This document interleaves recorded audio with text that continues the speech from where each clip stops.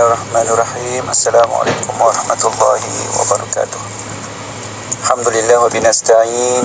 Wassalatu wassalamu ala rasulillah wa ala alihi wa sahbihi ajma'in. Rabbi syrah li sadri wa yassir li amri wahlul 'uqdatam min lisani yafqahu qawli ma ba'd. Salam Jumaat kepada rakan-rakan yang dikasihi sekalian. Alhamdulillah, pertama-tama kita merafakkan syukur kepada Allah SWT. Masih diberikan kesempatan kepada kita untuk melaksanakan tugas dan tanggungjawab kita.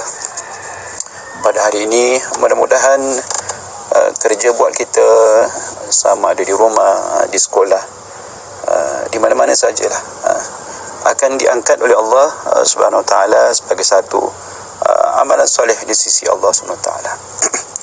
Sedikit tazkirah untuk pagi Jumaat ini ya. Allah SWT berfirman dalam surah Al-Bayyinah, A'udzubillahi minasyaitonirrajim, Bismillahirrahmanirrahim.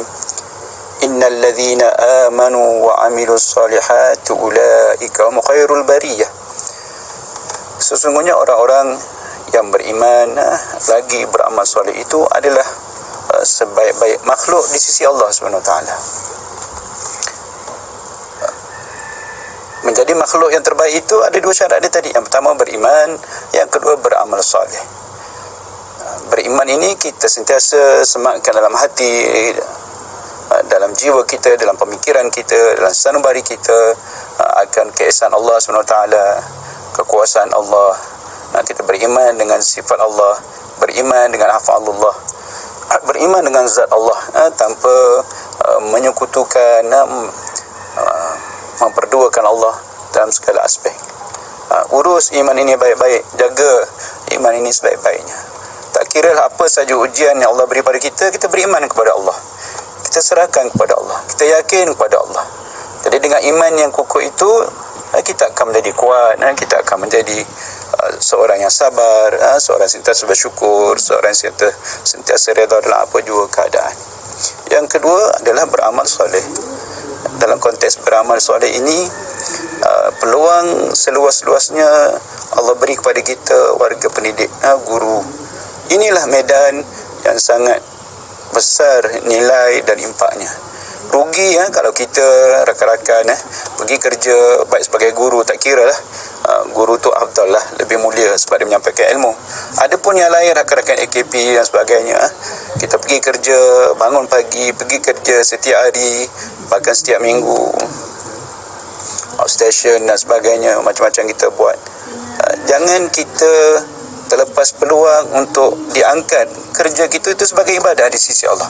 Pastikan kerja buat kita itu Allah angkat kita sebagai amal soleh. Bila Allah angkat sebagai amal soleh, maka kita akan dapat dua. Kita seorang yang beriman dan kita berbuat amal soleh. Maka insya-Allah kita akan tergolong dalam golongan yang disebut tadi, sebaik-baik makhluk di sisi Allah SWT. Syarat untuk menjadi amal soleh itu apa? Allah nyatakan juga dalam surah Al-Bayyinah tadi, A'udzubillahi minasyaitonirrajim, Bismillahirrahmanirrahim. Wa ma umiru illa liya'budullaha mukhlishina lahud-din hunafa wa yuqimus shalah wa yutuna zakah wa dzalika dinul qayyimah.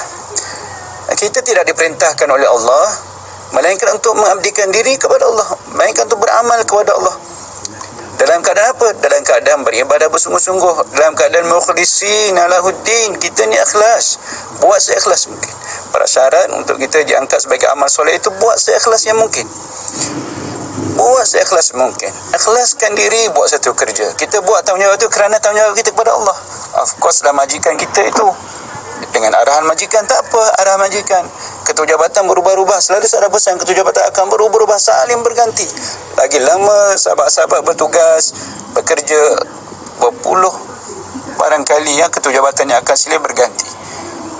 Tak kira siapa saja ketua jabatan kita, sama ada baik pada mata kita, tidak baik pada mata kita, dia tetap ketua. Tanggungjawab kita adalah kita melaksanakan tugas lillahi ta'ala, mukhlishina lahuddin hunafa. Jadi kita ikhlaskan dalam buat kerja kita, itu akan menjadi satu asas yang besar, aset yang besar untuk kita mendapat rahmat daripada Allah SWT. Of course lah, cabaran tu berbeza-beza. Yang saya nak pesan pada diri saya sendiri, pada tuan-tuan, sama ada kita berada di atas atau di bawah, Dulu Ustaz ketua jabatan, sekarang Ustaz sebagai orang di bawah pun sama juga, tidak bermakna lah.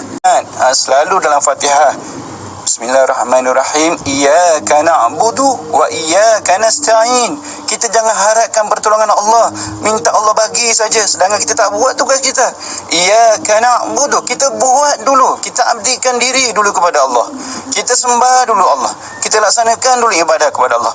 Buat solat, tunaikan solat, keluarkan zakat, ada mampu buat haji, kita beramal, kita berakhlak dengan akhlak yang baik, jaga hak jiran, jaga mak ayah kita, jaga anak-anak kita, urus pasangan hidup dan sebagainya. Buat tugas kita dulu, kita beribadah dulu kepada Allah, baik yang fardu baik yang sunat. Wa iyyaka nasta'in, baru kita minta tolong dengan Allah, maka Allah akan turunkan pertolongan Allah. Jadi Ustaz pesan pada diri Ustaz, pada rakan-rakan semua dalam pesanan yang ringkas ini, tazkirah pada pagi Jumaat ini, sama-samalah mudah-mudahan apa saja kerja harian yang kita buat, baik di sekolah, di rumah Ustaz Ulang Malik, di padang, di kebun, mana-manalah, insya-Allah, sebagai pemandu dan sebagainya, di makmal dan sebagainya, apa sajalah kerja walaupun selepas pencet, Allah terima kerja kita itu sebagai ibadah, sebagai amal soleh di sisi Allah, dan akhirnya dia akan menjadi bekal yang berpanjangan, berkekalan sepanjang kita berada di alam barzah dan seterusnya kembali bangkit kepada Allah di padang mahsyar kelak. Sekarang itu saja ingatan tazkirah ringkas pada pagi ini. Moga-moga Allah berikan kebaikan bagi kita semua. Jaga diri, teruskan usaha kita, kerja buat kita sebaik-baiknya, kekal fokus, berilah manfaat pada siapa saja masyarakat di sekeliling kita. Wallahu a'lam bissawab. Aku qauli hadza, astaghfirullahalazim li wa lakum. Assalamualaikum warahmatullahi wabarakatuh.